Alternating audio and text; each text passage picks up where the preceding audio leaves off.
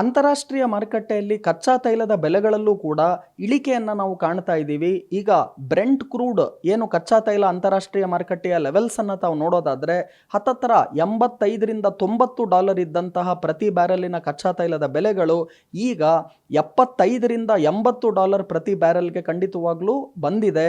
ಅಂದರೆ ಹತ್ತತ್ರ $5-10 ಅಂದರೆ 10% ಇಳಿಕೆಯನ್ನು ಅಂತಾರಾಷ್ಟ್ರೀಯ ಮಾರುಕಟ್ಟೆಯಲ್ಲಿ ಕಚ್ಚಾ ತೈಲದ ಬೆಲೆಗಳಲ್ಲಿ ಕಾಣ್ತಾ ಇದ್ದೀವಿ. ಇದು ಕೂಡ ಭಾರತ ದೇಶಕ್ಕೆ ಖಂಡಿತವಾಗ್ಲೂ ಪಾಸಿಟಿವ್ ಅಂಶ ಆಗುತ್ತೆ. ಯಾಕಂದರೆ ನಮ್ಮ ಆರ್ಥಿಕ ಪರಿಸ್ಥಿತಿಯನ್ನು ತಾವು ನೋಡೋದಾದರೆ ಇಡೀ ವಿಶ್ವದಲ್ಲಿ ಭಾರತ ದೇಶ ಮಾತ್ರ ಸರಾಸರಿ 7%ಕ್ಕೂ ಜಾಸ್ತಿ ಗ್ರೋತ್ ರೇಟನ್ನು ಹೊಂದಿದೆ. ಚೀನಾ ಆಗಿರ್ಬೋದು, ಅಮೇರಿಕ ಆಗಿರ್ಬೋದು, ಯಾವುದೇ ದೇಶವೂ ಕೂಡ ಭಾರತದಷ್ಟು ಅತಿ ವೇಗವಾಗಿ ಬೆಳೀತಿರುವಂತಹ ಏನು ಎಕಾನಮಿ ಇದೆ ಅದು ಭಾರತ ದೇಶ ಮಾತ್ರ ಇಡೀ ವಿಶ್ವದಲ್ಲಿ ಇವಾಗ 7%ಅಲ್ಲಿ ಗ್ರೋತ್ ಆಗ್ತಾ ಇರೋದು. ಹಾಗೂ ತಾವು ಷೇರುಪೇಟೆಯನ್ನು ಕೂಡ ನೋಡೋದಾದರೆ ಏನು ಬಜೆಟ್ಟಿನ ದಿವಸ ಶಾರ್ಟ್ ಟರ್ಮ್ ಕ್ಯಾಪಿಟಲ್ ಗೈನ್ ಮತ್ತು ಲಾಂಗ್ ಟರ್ಮ್ ಕ್ಯಾಪಿಟಲ್ ಗೈನ್ ಈ ತೆರಿಗೆಗಳನ್ನು ಏರಿಕೆ ಮಾಡಿರೋದ್ರಿಂದ ಮಾರ್ಕೆಟಲ್ಲಿ ನಾವು ಇಳಿಕೆಯನ್ನು ಕಂಡ್ವು. ಆದರೆ ಏನು ಫಾರಿನ್ ಇನ್ಸ್ಟಿಟ್ಯೂಷನಲ್ ಇನ್ವೆಸ್ಟರ್ಸ್ ಅಥವಾ ವಿದೇಶಿ ಬಂಡವಾಳದಾರರು ಇದ್ದಾರೆ ಅವರು ಖಂಡಿತ ಭಾರತ ಮಾರುಕಟ್ಟೆಯಲ್ಲಿ ಖರೀದಿಯನ್ನೇ ಮಾಡ್ತಾ ಇದ್ದಾರೆ.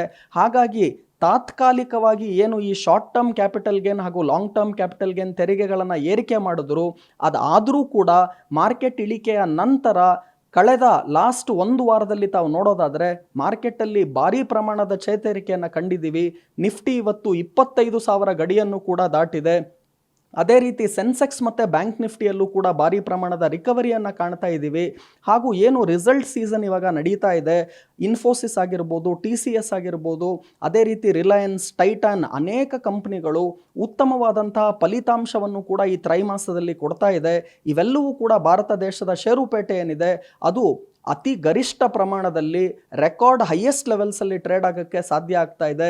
ಮುಂದಿನ ದಿನಗಳಲ್ಲಿ ಈ ಮಿಡ್ ಕ್ಯಾಪ್ ಮತ್ತು ಸ್ಮಾಲ್ ಕ್ಯಾಪ್ ಶೇರ್ಸ್ಗಳಲ್ಲಿ ಖಂಡಿತವಾಗ್ಲೂ ಹೂಡಿಕೆ ಮಾಡುವಾಗ ಹುಷಾರಾಗಿರಬೇಕು. ಯಾಕಂದರೆ ಅಲ್ಲಿ ವ್ಯಾಲ್ಯೂಯೇಷನಿನ ಕಂಫರ್ಟ್ ಇಲ್ಲ. ಆದರೆ ಒಟ್ಟಾರೆ ನೋಡೋದಾದರೆ ಬರುವ ದಿವಸಗಳಲ್ಲಿ ದುಡ್ಡು ಖಂಡಿತವಾಗ್ಲೂ ಮತ್ತಷ್ಟು ವಿದೇಶಿ ಬಂಡವಾಳದಾರರಿಂದ ಭಾರತ ಷೇರುಪೇಟೆಗೆ ಬರುವ ಸಾಧ್ಯತೆಗಳೇ ಹೆಚ್ಚಿದೆ. ಗ್ಯಾರಂಟಿ ನ್ಯೂಸ್, ಸುದ್ದಿ ಖಚಿತ, ನ್ಯಾಯ ನಿಶ್ಚಿತ.